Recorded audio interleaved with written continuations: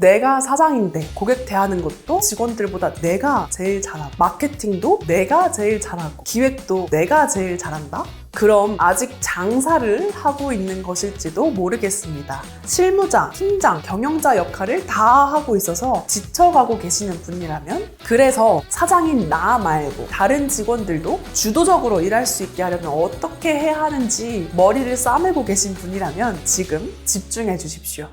오늘 함께할 책은 사장학개론, 오롯이 경영자와 예비 경영자를 위한 책입니다. 이 책은 한국과 미국, 전 세계를 오가며 사장을 가르치는 사장으로 유명하죠. 스노우폭스 그룹의 김승호 회장님의 신간입니다. 베스트셀러 돈의 속성의 저자로 많은 분들이 알고 계시죠. 이 책에서는 김승호 회장이 3,000명 이상의 사장을 만나면서 전해온 경영 철학 모두를 담아놓은 책입니다. 사장으로서 겪는 많은 문제에 대한 해결과 방안이 담겨져 있는 책이기 때문에요. 회사의 규모에 따라, 상황에 따라 가볍게 펼쳐 읽어볼 수 있습니다. 이 책을 통해 지금 겪고 있는 일들에 대한 힌트를 얻어가시길 바랍니다. 나는 장사를 하는가, 사업을 하는가? 이 책은 처음 장사와 사업을 구분하며 시작합니다. 보통은 이것을 사업의 규모로 판단하곤 하죠. 하지만 김승호 회장은 장사와 사업을 다음 3가지로 구분할 수 있다고 말하고 있습니다. 바로 일에 대한 능력, 시장의 규모, 수입을 만드는 방식입니다. 오늘은 여기서 언급한 일에 대한 능력을 집중적으로 다루고자 합니다. 이것이 직원들을 키우고 성장시켜서 성과 내게 하는 핵심이기 때문입니다. 이 책은 사장의 업무 능력이 직원들보다 뛰어나면 장사고, 직원들이 사장보다 뛰어나면 사업이라고 말을 하고 있습니다. 장사의 영역에 머무는 회사의 특징은 사장이 직원들보다 모든 업무를 월등하게 잘해서 모든 직원을 가르치는 입장에 있다는 것입니다. 사장이 직원들보다 테이블도 야무지게 닦고 음식도 잘 만들고 홍보도 잘하면 장사입니다. 사장이 직원들보다 엑셀도 잘 다루고 포스터 디자인도 잘하고 영업도 잘한다? 그럼 장사입니다.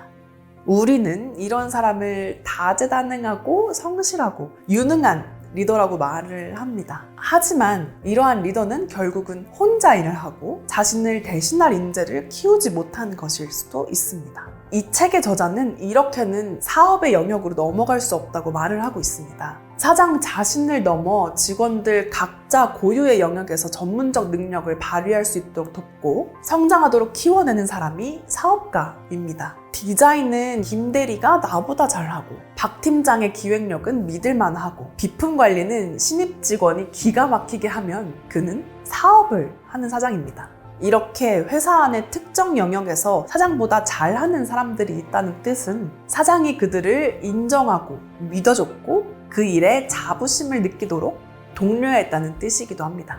이 책의 2인자 키우기 파트에도 이러한 부분이 나옵니다. 자신을 대신할 수 있는 사람이 없는 조직은 분갈이 없이 하나의 화분에 심어진 나무와 같다. 결국 한계가 오고 제한된 성장 안에 갇혀 경쟁자가 앞지르는 것을 지켜볼 수밖에 없다.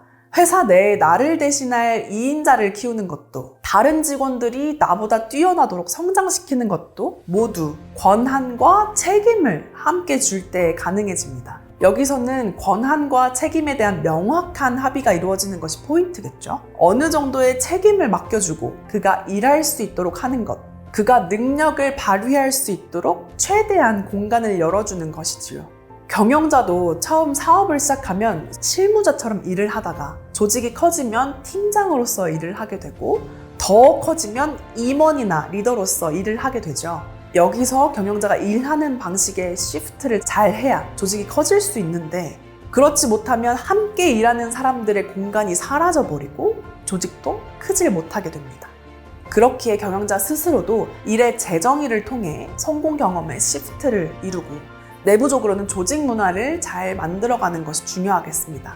언더백 기업을 코칭하고 계신 주상용 대표님과 함께 했던 벙커 초대석에서도 관련 내용을 다뤘었죠. 언더백 경영자분들이 가장 많이 하는 질문 중에 하나가 어떻게 하면 직원들이 주도적으로 성과를 지향하면서 일을 하게 할 수 있을까요? 라고 하죠.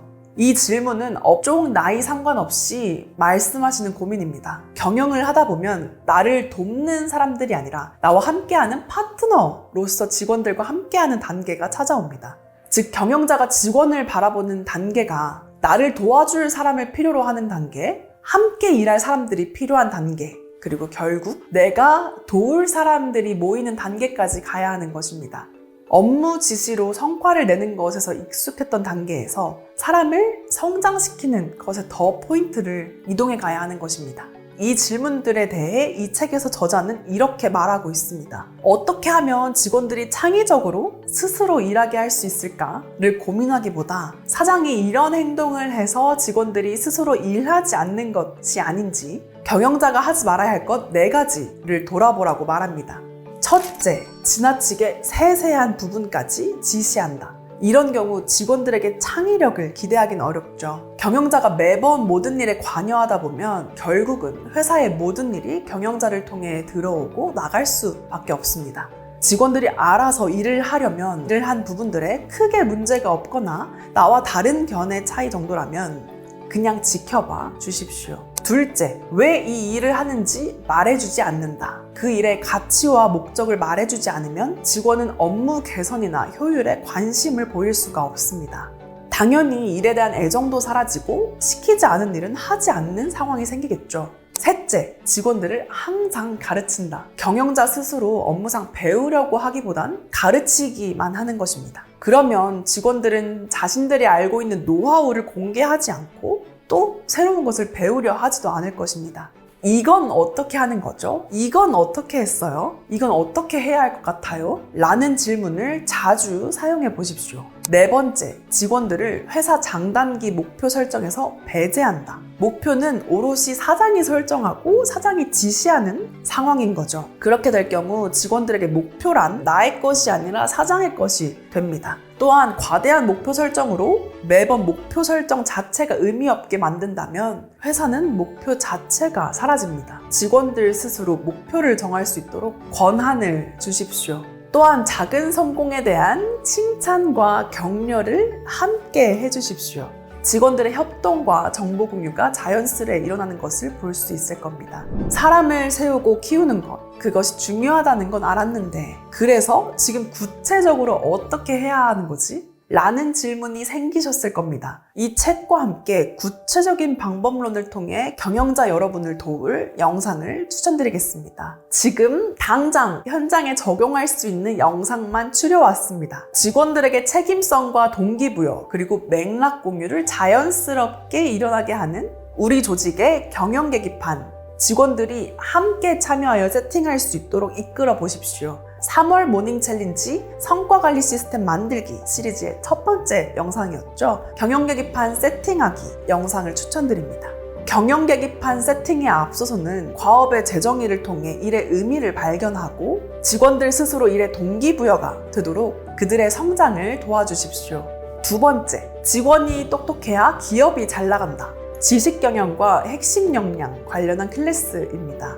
여기서 중요한 것이 바로 가임지 경영에서 이야기하는 지식경영입니다. 지식의 반대말은 돈, 시간, 사람이죠. 내가 돈을 써서, 사람을 써서, 시간을 써서 열심히 하던 것을 지식을 통해 할 수 있도록 이동해 가셔야 합니다. 지식은 내가 다시 할 수 있는가? 그리고 남도 쉽게 따라할 수 있는가? 재생산과 확산이 중요한데요. 이 지식의 재생산과 확산을 하실 수 있도록 도와드릴 영상입니다. 사내의 에이스가 혼자 에이스가 아니라 직원 모두를 에이스로 만드는 가장 빠른 방법입니다. 세 번째, 성장 규모별 우리 조직에 맞는 인사제도 적용하는 법. HR 전문가 박세현 부서장님의 클래스입니다. 조직의 규모별, 상황별, 단계별로 어떤 사람을 채용하고 승진시키고 세워가야 하는지 또 어떤 조직 문화를 만들어 가야 할지 그 인사이트를 얻어가시길 바랍니다. 이 책은 사장들이 공통적으로 겪는 어려움들을 120가지 주제로 담았습니다. 1장에서는 지금 어떻게 하면 좋을까요? 처럼 가장 현실적으로 시급하게 배워야 할 것들에 대한 주제들입니다.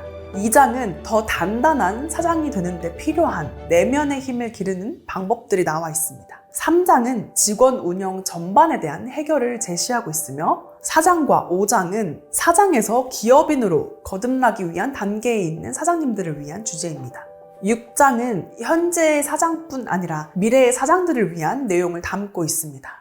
사장학개론, 경영실무 지침서라고 불리듯이 사업을 처음 시작하는 단계부터 이미 사업의 완성도에 들어간 사람의 출구 전략까지 사업의 시작과 끝을 모두 다루고 있습니다. 큰 주제 아래로 주요 상황들을 가능한 여러 가지 사례를 통해 풀어내고 있어 쉽게 도움을 받으실 수 있을 겁니다. 이 책의 서두에도 남겨져 있듯이 책의 모든 내용이 모두 정답은 아닙니다. 이 책을 통해서는 각 상황에 대한 힌트를 얻어가시고 경영자 여러분의 현장에서 나만의 답을 찾아가시기를 바랍니다. 언더백 기업들이 경영을 잘해서 대한민국 비즈니스가 사랑으로 바뀌고 풍성하게 변할 때까지 세상의 모든 언더백 경영자분들을 응원하고 돕겠습니다.